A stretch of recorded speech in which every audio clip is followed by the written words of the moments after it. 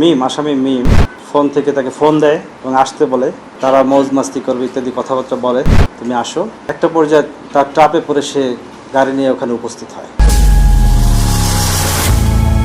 দর্শক, আপনারা জানেন গত 1 জুন সোমবার রাজধানীর তুরাগ নদী থেকে অজ্ঞাতনামা এক ব্যক্তির হত্যাবন্দি উদ্ধার করে পুলিশ এবং পরবর্তীতে এই ঘটনার তদন্ত করতে গিয়ে বেরিয়ে আসে এর পেছনে রয়েছে প্রাইভেট কার ছিনতাই এবং হানি ট্র্যাপ চক্রের সদস্যদের একটি বিশাল বড় ঘটনা।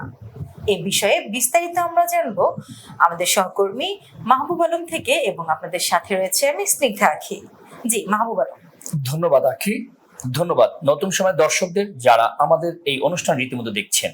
আজ যে ঘটনাটি আমি বলবো, দক্ষিণ খানের তোরাক নদীতে এক রাইড শেয়ারকারী উদ্ধার করে পুলিশ। পরবর্তীতে তথ্য প্রযুক্তির মাধ্যমে ফিঙ্গারপ্রিন্টের মাধ্যমে শনাক্ত করা হয় এই একজন রাইড শেয়ারকারী লোকমান। এই হত্যাকাণ্ডের ঘটনাটি ঘটে তোরাগের পাখির বাজার বস্তি এলাকা থেকে। আখি, এটা বলি যে এই ঘটনাটির পেছনে এটা হচ্ছে হানি ট্র্যাপ। এটা বিশাল রকম একটা হানি ট্র্যাপ। তবে এই হানি ট্র্যাপের মূল হোতা সে কিন্তু জানেন সাবেক একজন সেনা সদস্য ছিলেন, নাম সালমান। তার নেতৃত্বেই এই হানি ট্র্যাপটা চলতো। তার বিরুদ্ধে একাধিক মামলাও রয়েছে।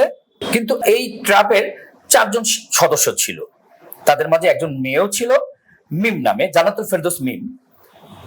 আর এই সালমান আর মিম এরা মাঝে মধ্যেই একটা বাসা ভাড়া নিয়ে বিভিন্ন এলাকায় তারা থাকতো। কারণ বুঝতেই পারছেন, যারা এই ট্র্যাপের সাথে জড়িত থাকে তারা এক স্থানে থাকতে পারে না, বিভিন্ন স্থানে তারা চেঞ্জ করতো। তবে স্বামী স্ত্রী হিসাব পরিচয় দিয়ে, তবে মূলত তারা স্বামী স্ত্রী না। এই সদস্যের মূল হোতা তারা। এর সাথে আরো 2 জন লোক ছিল। সে হচ্ছে একজন হচ্ছে সবুজ, বয়স আনুমানিক 32-33 বা 35। আরেকজন হচ্ছে আদিব। আদিবের বয়স হচ্ছে 19 বছর। গত 26শে মে দক্ষিণ খানের পাখির বাজার 4 জন একত্রিত হয়ে রাতভর তারা মাদক সেবন করে। মাদক সেবন করার পরে এক পর্যায়ে তারা একটা রাইড ফোন দেয়। ফোন দিলে লোকমান নামে একটা রাইড শেয়ার সে চলে আসে ওই ঘটনাস্থলে, ওই যেখানে মাদক সেবন করছে। তখন তারা ওই মিম এবং সালমান, মানে 4 জনেরা, সালমান আর সবুজ আর আদিব, এই 4 জন গাড়িতে করে তারা বের হয়ে যায় ওখান থেকে, বিভিন্ন জায়গায় চলে যায়। প্রথমে তারা লেক সিটি কনকর্ড টাওয়ারে যায়, ওখানে নেমে যায়। মানে ওই লেক সিটির যে কনকর্ড টাওয়ার, সেখানে কয়েকজন নেমে যায় এবং গাড়িতে থাকে শুধু মিম। হ্যাঁ, গাড়িতে থাকে শুধু মিম। তখন মিম এই গাড়িটিকে নিয়ে সাভারে চলে যায়। সাভারে মিমের কাজ শেষ বা যাই করে ওখান থেকে মিম আবার ওই গাড়িতে করে ঢাকায় চলে আসে। ঢাকায় যখন এক পর্যায়ে চলে এসে গাড়িটা ছেড়ে নেমে যাওয়ার সময় আমরা সাধারণত যা করি, গাড়িতে যাওয়ার সময় গাড়ির যে রাইডটা ভালো লাগে তাদের নাম্বারটা সংগ্রহ করি। ঠিক একই পন্থায় তারা গাড়িটার নাম্বার সংগ্রহ করে, ড্রাইভারের নাম্বার সংগ্রহ করে। ড্রাইভারের নাম্বার সংগ্রহ করে তারা রেখে দেয়। যদি কখনো কোনো সময় আমাদের কাজে লাগে তখন আপনাকে আমরা কল করব। ঠিক তাই চলে যায়। তো এমন তো অবস্থায় তাদের তো একটা চক্র, ভালো করে শুনতে পাচ্ছেন যে তারা একটা হানি ট্র্যাপের একটা চক্র। তারা এই 4 জন তার পিছনে মানে চিন্তা করলো কি করা যায়। এই ড্রাইভারকে আবার ডেকে তারা এই গাড়িটাকে তারা মূলত এই গাড়িটি দেখে নজর করেছে, মানে প্ল্যান করে ফেলে যে তারা এটিকে ছিনতাই করবে। হ্যাঁ, পরবর্তীতে তারা মূলত ঈদের আগের দিন মিমকে দিয়ে লোকমানকে ফোন দেয় যে গাড়িটা লাগবে, আপনি একটু এখানে আসেন। ফোন করার পরে তখন ওই লোকমান যে ড্রাইভার, সে ওদিন খুব ব্যস্ত ছিল, সে আসতে পারে নাই, তখন নাকচ করে দেয়। পরবর্তীতে তারা মানে তাদের চোখ পড়িয়েছিল ওই গাড়িটাকে, মানে তাদের প্ল্যানিং যে কোনো না কোনো ভাবে এটা করবে। পরবর্তীতে তারা 30 মে মধ্যরাতে আবার গাড়ি কল করে। তখন এই রাইড শেয়ার যে লোকমান, তিনি ঘটনাস্থলে যেখান থেকে ফোন দেয় সেখানে চলে আসে। আসার পরে তারা 4 জন একটা প্ল্যান করে তাকে আটক করে লোকমানকে মানে মারধর করতে থাকে। মারধর করার এক পর্যায়ে বলে যে তুই যে গত কয়েকদিন আগে আমাদেরকে নিয়ে গেছিলি মিমকে সাভারে নিয়ে যাওয়ার সময়, মিমের কাছে থাকা 1,75,000 টাকা এবং তার সাথে ছিল 2 ভরি স্বর্ণ তুই ছিনতাই করেছিস। এই নিয়ে তাকে আটকে মারধর শুরু করলো। এক পর্যায়ে বলে কি যেখান থেকে পারিস 10,000 টাকা তুই এখানে আন, বর্তমানে আন।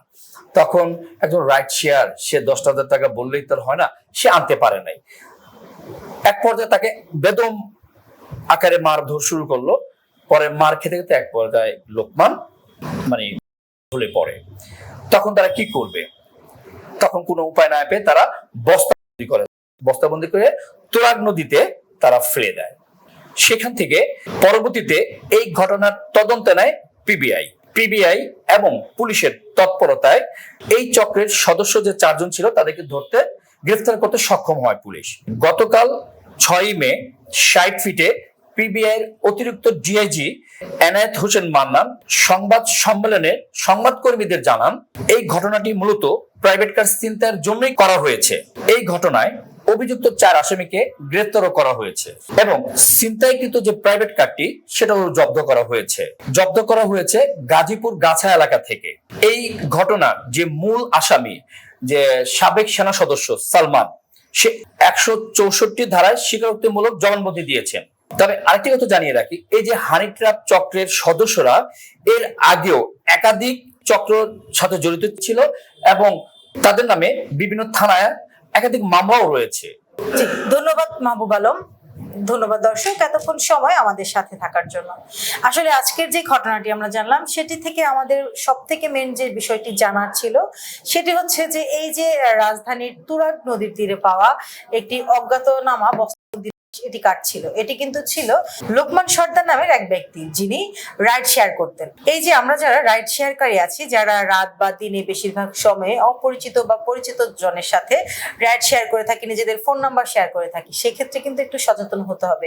এখানে কিন্তু গাড়িটিতে একজন ব্যক্তি ছিল না, তারা কিন্তু স্বামী স্ত্রী পরিচয়ে 2 জন এবং আরো 2 জন লোক ছিল, মানে ফুল ফ্যামিলি বলা যায়। এরা কিন্তু যে হানি ট্র্যাপ চক্রের সদস্য বা এরা যে ছিনতাইকারী, এটি কিন্তু প্রথমে দেখে কেউ বুঝতে পারবে না এবং আসামিদেরকে দেখেও বোঝার উপায় নেই যে এরা কোনো ছিনতাইকারী চক্রের সদস্য হতে পারে। সেই ক্ষেত্রে আপনারা যারা রাতে এবং বাইরে রাইড শেয়ার করেন সেই ক্ষেত্রে অবশ্যই সচেতন হবেন এবং চেষ্টা করবেন যাতে অ্যাপস ছাড়া, অ্যাপসের বাইরে গিয়ে কোথাও কোনো রাইড শেয়ার না করেন, বিশেষ করে রাতে।